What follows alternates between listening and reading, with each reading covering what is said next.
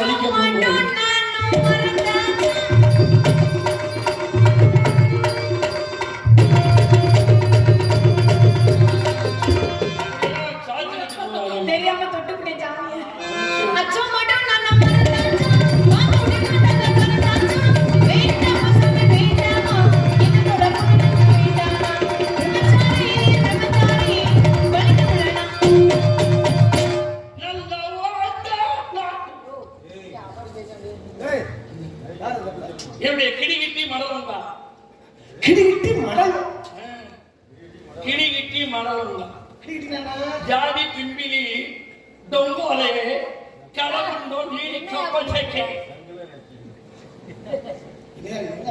குருவி நாட்டோட கதை எனக்கும் கலிய பெருமாள் பாப்பனுக்கு மட்டும்தான் இந்த பாசைய படிச்சிருக்கோம். குறிஞ்சிலத்துக்கு ஒரு பாசை இருக்கா? ஜாடி பொம்பளம்னோ லவடி கண்டோ ஜிப்டி லங்கன கண்ணே நகுட உண்டோ எண்டி சப்பளம் நக்கி சப்பளம் என்ன சொல்ல தெரியுமா? எல்லா ஊரிலும் போனா எனக்கு பிராணி வாங்கி தருவாங்க. இந்த ஊருக்கு நான் வந்திருக்கிறேன். இந்த இன்ப செல்வம் எனக்கு பிராணி வாங்கி உன் வேலை உன் வேலை என்னன்னு எங்களுக்கு தெரியும். இந்த பூஜையில பாசம் என்னன்னு எங்களுக்கு தெரியும். என்ன பாசம் இருந்தாலும் இந்த பாசையும் கத்து வச்சிருக்கிய தெரியாதா? நான் 1 மணி நேரம் பேசினாலும் கிடைக்காதுங்கிற விஷயம் எனக்கு தெரியும். சம்பளம் வேணும், சம்பளம் வேணும், சம்பளம் வேணும். சரி, ஆடி பாடு வருவ சாமி அதை புரிஞ்சு ஆட்ட நானும் ஆட்டுறேன். அதுவே அதுவும் ஆடுறா. இப்ப இந்த ஆட்டம் நிக்கிறவங்கள ஏதாச்சும் ஒரு தீர்த்தம் தீர்த்தா எத்தனை வருது சாக்கடை சாக்கடை பேர் வருது. ஏன் தண்ணி கிடைக்காட்டி அதையே வடிகட்டி ஊத்திக்குவோம். சந்தோஷம். ஆமா சரி, இந்த பிள்ளை யாரு? அதான் என்னுடைய கிடிகட்டி. உடனே குனிஞ்சு டக்குன்னு நிமிர்ந்துக்கு. இப்படி நிமிர்ந்தா நம்ம எப்படியா காரியம் சாதிக்க முடியும்? ஐயா அப்படிலாம் பேசக்கூடாது. ஏன்னா நான் பேசுறதுக்கு சில ஆர்வம் இருக்கு, பேசக்கூடாதுங்கிறதுக்கு சில ஆர்வம் இருக்கு. ஏன் தப்பு நல்லா பேசு. அது நல்லா தான் பேச பேசிட்டா ஒன்றும் பிரச்சனை இல்லை. நீ பாட்டு பார்த்தியா? காட்டுக்குள்ள காதல் கிளிய கண்டே. அந்த கூட்டத்துக்கு இந்த பிள்ளைகிட்ட அந்த ஞானமே. ஆனா அந்த பிள்ளைகிட்ட ஸ்ரீ பார்த்து போடணும்னு நான் சொல்லவே இல்லை. சந்தோஷம். அடுத்த காவல் தங்கச்சி பசுமையான இந்த குறிச்சி நிலத்துல பச்சை பச்சேன்னு குடிவா பாப்பா. வாமா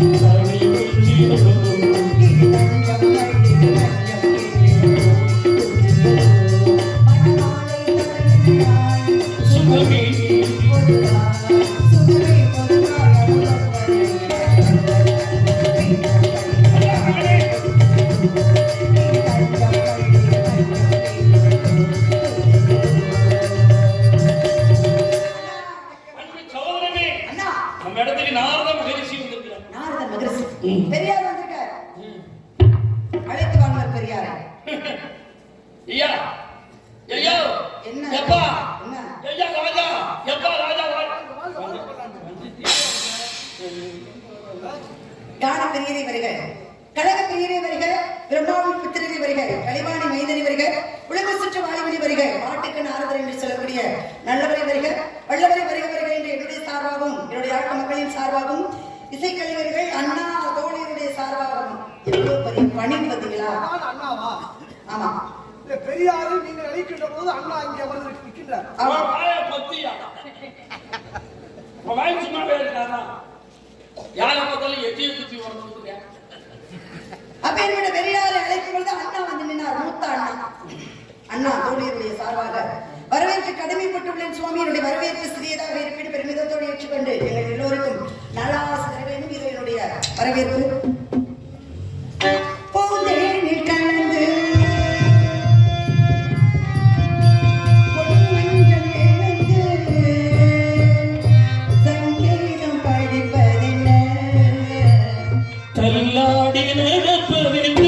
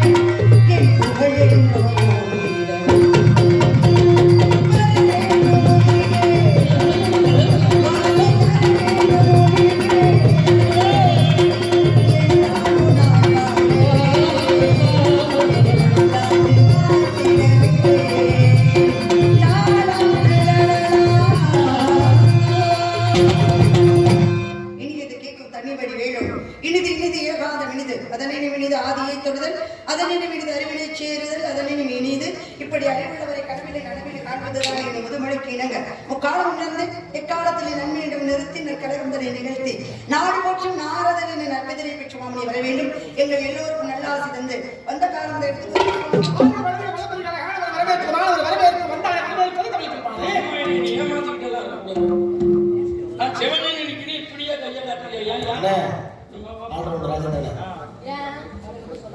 இந்த அம்மா பாட இல்ல